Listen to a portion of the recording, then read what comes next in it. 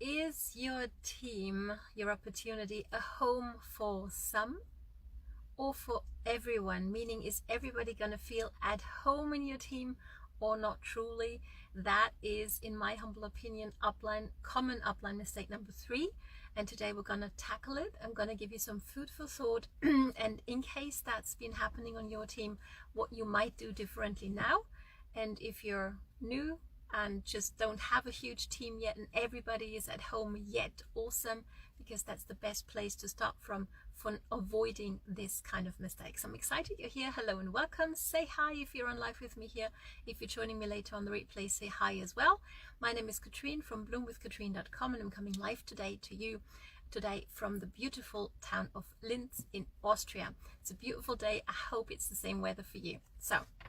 And I'm here because I love helping networkers grow an active team online with joy, with confidence, and also with soul and our mind as well, okay? And it's important, wouldn't you agree, to avoid mistakes that are avoidable. Now, before I get into this, this is not to criticize anybody. This is just my personal experience, and I actually watched a video by Melton the other day, and I thought that was so true what he was sharing. So I can't wait to bring this to you. But here's my story with this. When I got started in our beautiful industry, I was a product lover.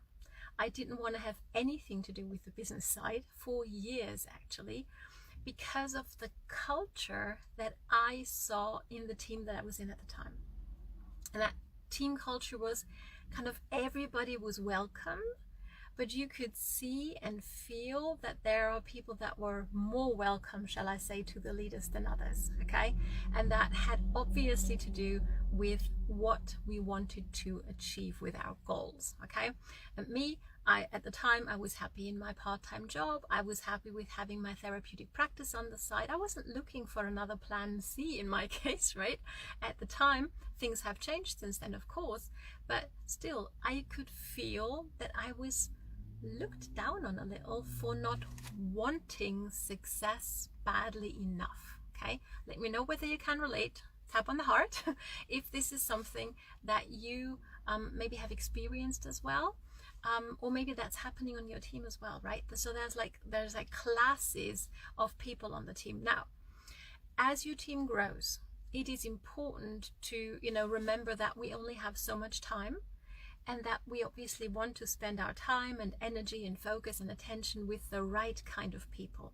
That's not to devalue people who don't want it bad enough. And I think that's my main point here, is people will always, remember how we make them feel, right? We know that from social media, and it's the same thing on our team. So let's take a look at the team culture, and let's not make this mistake, which is to only work with what John Melton called, and I'm going to cite this, quote this so I don't get it wrong, right? So you want to have people who are high production, meaning they do the do, and they are low maintenance, meaning they need not so much attention, shall I say, right? So that's at least John Melton's view on this, right? But here's the thing. That's obviously something that we want to do, but we don't want to have people feel bad, or we don't want to make people feel bad for not having those huge goals that you and I maybe have, right? So what might we do? And I'm going to give you some really specific ideas that you can work with, that you can implement right away, and I can't wait to bring those to you. But here's that's like the mistake part of it, right?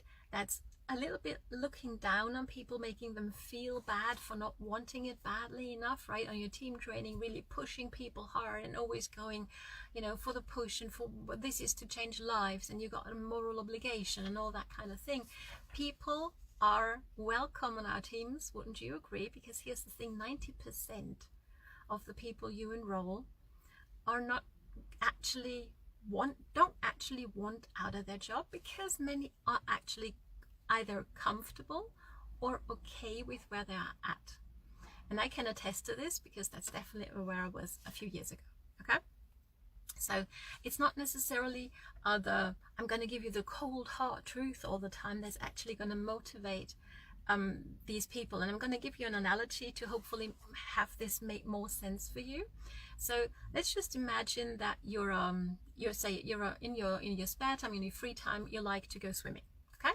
And that's like a hobby, and you like doing it and feels good, and whenever you have time you do it, right? Can you relate to, maybe people come to mind on your team who work their business like that? And be okay with that if that is their goal. Obviously you want to have a conversation with them, and you want to stay in touch with your personally enrolled, so you know where their goals are, so you can actually help them achieve them, right? So here's the thing, as you, and definitely it was me, right? I was a hobby business owner, 100%, right? I would talk to people about the products because I loved them, but that's about it. And then as you grow and as you develop, okay, you rank up and you'll get different levels of training. At least in my previous company, that was the case. And so you would have all of a sudden somebody who used to be a part-time hobby kind of swimming person, right? They would now move up the professional athlete ladder, if you wish. And now all of a sudden they'll have different mentorship, they'll have different coaching, they'll be talked to differently, and they're going to be motivated and so pumped to do things. And now they go back, they want to become the professional swimmer, right? Which in real athletics you can't do, right? You can't decide in your mid-40s to now become all of a sudden a professional swimmer, right? It won't necessarily happen for most people. In networking, things are completely different. You can change your goal anytime, which is part of the beauty of what we do, isn't it? So here's the thing. So you're moving up that, I'm going to be that professional athlete kind of ladder, and you're being pumped with different sort of level of mentorship and trainings and stuff. And now you go back to your team. And here's where the mistake happens. Now you take what you learned, what you enjoy, what's pumping you up, and you take that energy to your hobby swimming people who like to do this kind of, but really they enjoy being part of the team, they enjoy the products, and they're happy with that. And when you come to them with that kind of high level energy, it's not necessarily going to motivate them, okay? For most people, it's actually going to demotivate them, okay? So let me know if this makes sense so far, because I think this is a major mistake that happens, that we don't do on purpose. It's just what happens as long as we're not aware of this, okay? So here's what I would like to invite you to think of and to think about and maybe put into practice. So always remember, who am I talking to? Have a conversation on a regular basis with your personally enrolled, okay? And that's going to duplicate. If you do that, maybe your team culture is different right now, and you can see the point in what I'm saying. Now, how might you implement that? Well, start with the people you've personally enrolled. Have a conversation with them on an ongoing basis. Once a month, get together with them. Make a plan of action for them, right? So what is it you would like to achieve? How can I help you achieve this? Okay, let's set up together a plan of action for your daily method of operation, right? How powerful is that? And then also have a way of have them track what it is that they do. So next month you can actually come back to this and you can see, okay, and they can see as well, this is what I've been doing. Is this congruent to what I want to go? Is this going to make me achieve my goal? If so, awesome, right? Let's continue doing that. So that's what you can do with your personally enrolled. You can be the role model, and it's gonna duplicate on your team, which is what we want, don't we? However large or small the team is at this point. So, and then also, and here's what John Melton said, and I really, really love this. So I had to write this down. I'm gonna quote it so I don't get it wrong, okay?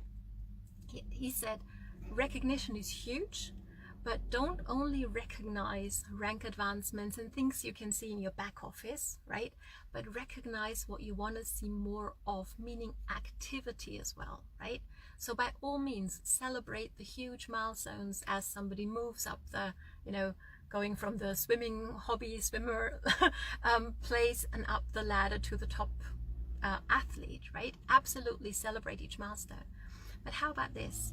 How about we recognize in our team chats, in our team Facebook groups, on our profiles, on the people's profiles, in our Facebook stories or Instagram stories, whatever you might do, how about we recognize the activity we would love to duplicate or to see duplicate on our team, right?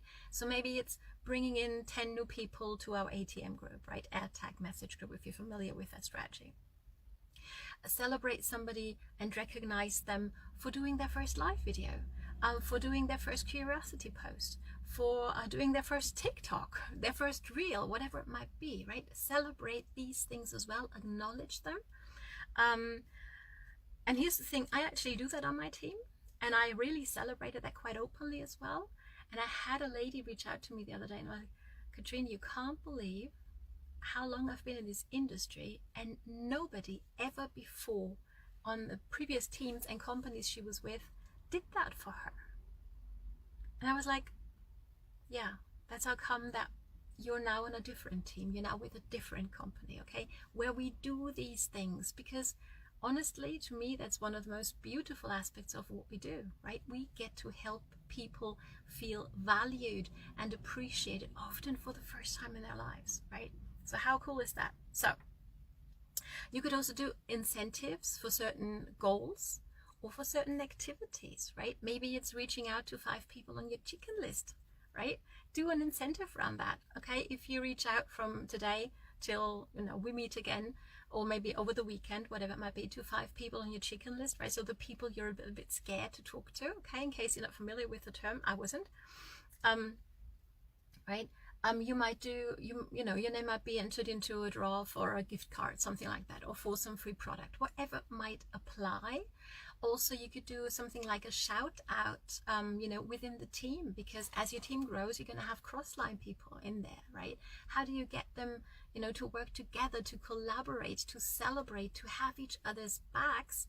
For example, and this is something that John Melton shared, and I really, really love that idea. I'm definitely going to go for that in my team, is acknowledge somebody in your cross line for helping you, for inspiring you, for something that you appreciate about them, okay? That's a team culture I want to nurture. Let me know your thoughts, okay? Can't wait to hear them. So, wrapping this up, make sure that your team is a home for everybody. Make sure you know people's goals, so you can be the person who, especially with your personally enrolled, role model that for them to do with their personally enrolled, and on and on and on, right? So it duplicates beautifully in your team. Be the person who works with these people on their specific, unique plan of action that's going to get them to their goal, because that's what this is about, right? And if they're happy, just being on the team and having fun on the team, make them feel that that's okay, because at the end of the day, it truly is. Wouldn't you agree, right? So if you're going like, well, Katrin, it all sounds good, but that sounds like a lot of work, I really don't have time for this, I've got something for you. And that's my 3 best strategies that help me not be a hot mess every single day building my business on social, on top of everything else that's going on in my life. Can anybody relate? Hit the heart button, right? So I've got 3 strategies for you that are going to help you build your business bigger with less time, actually, and more joy on the journey. So if that's something that you resonate with, I'm going to put the link down below later on, and if for some reason it doesn't work, just put strategies down below and I'm sure to send it over to you. So thank you so much for watching. I hope this was helpful. Let me know your main takeaways, and I can't wait to see you on the next training.